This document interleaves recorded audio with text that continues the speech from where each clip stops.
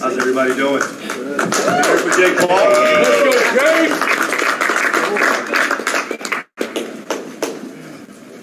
On behalf of Jake and I want to thank Showtime, first and foremost, for working with us for his last 3 events. We want to thank Gila River Desert Diamond Arena. And most of all, we want to thank Anderson Silva for accepting this fight and putting on the tremendous performance that he did. As far as all the media here, really appreciate you. This business doesn't exist without you, so thank you for being here. Thank you for continuing to support Jake. Go ahead. Jake over here. You've obviously long admired Anderson Silva, and you said yourself you were going to win this fight all week, but now that is the reality. What are the emotions now that you've defeated one of your childhood heroes? It's surreal. I don't think it'll hit me until like a couple weeks from now. I feel like I'm living in a movie. You know, he was the one that told me I could accomplish anything if I set my mind to it. You couldn't have written this in a story. It feels like a movie. And just being in the ring with him, seeing his heart, you know, his courage, his bravery. That's the champion that I looked up to, and he's such an inspiration. And you know, I had to go in there and match his heart tonight. A heart that I saw through the TV screen when I was a kid. So it's just surreal and doesn't make any sense, to be honest. And that punch that dropped him, you said after when you knocked out Tyron Woodley, you saw him, you were trying to catch that punch, and then you came over the top and dropped him. So when you did drop Anderson, was that an opening you knew you could take advantage of? I mean, we were throwing shots all night, and that one just caught him off guard when he was coming up. So really, like, we were just throwing, and he was taking harder shots than that. That wasn't even the hardest punch of the night. It was obviously just the timing.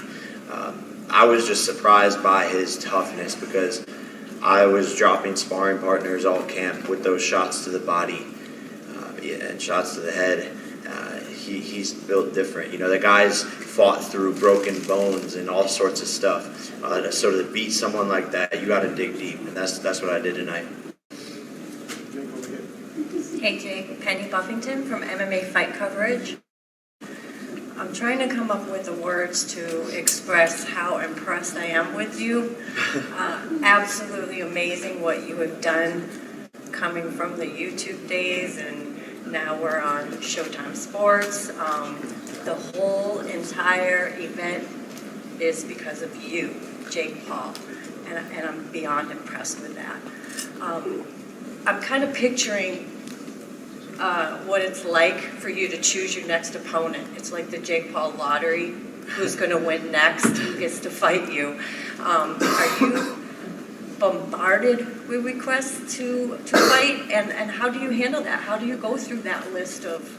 Yeah, look, I think this fight did 2 things. It'll make a much higher level people want to fight me, and it'll make the ones who are already scared, you know, like we saw earlier this year, they're not going to want to fight me. So we'll see.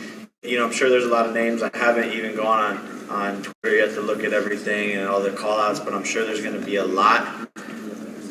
And it's back to the drawing board, and we'll see who it is. But, you know, Nate Diaz was here acting like a bitch.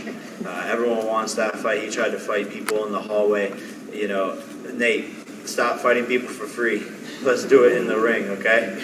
I know you're a little slow, buddy, but it's okay. We can make that fight happen. And you too, Canelo. You're getting old.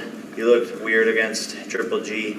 I still want that fight as well. And I think now, like I said it 18 months ago, I want Canelo. And then I was sitting in a room just like this, and everyone was like, oh, fucking idiot. And then now, 18 months later, here we are. And when I say that, maybe people are taking it a little bit more seriously now. And I still mean it, and I still want that fight. Are you the one that strictly makes those decisions? Or are you the one that's actually powering through those requests and choosing? Do you actually have someone in your mind that you kind of want and you go for? Or do you go through those requests? All of the above. And it just, you know, who makes sense at the right time and who actually wants to do it and who will actually show up and be a professional and make weight. But it is who I want, you know. Even people on my team, my coaches and stuff were like, well, are you sure you want Anderson? Are you sure? And I was like, yes, I can do this. Okay, well, I know that